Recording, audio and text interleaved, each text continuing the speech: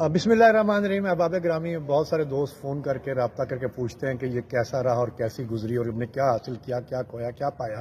تو میں نے کہا کہ یہ میں ویڈیو بیان کے ذریعے یہ سبزات کر دوں۔ تو یہ ہمیں علم تو ہو گیا تھا کہ ہمیں گرفتار کریں گے۔ تو پہلی رات، یہ جو بدھ اور جمعرات کی درمیانی رات تھی، اس وقت پہ پولیس نے ریڈ کیا دھرنے پر۔ میں اور رحمان باجوہ وہیں تھے، ہم دونوں کو انہوں نے دھرنے سے اٹھا لیا۔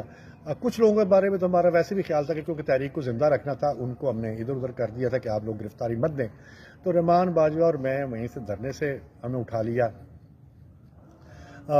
کچھ لوگوں کے بارے میں تو فیصلہ ہو چکا تھا، شنگیڑا صاحب، میرا، ضیاء اللہ نیازی، ظفر علی خان، بشیر وڑیچ، کہ ان کو تو ہم نے نظر بند کرنا ہے۔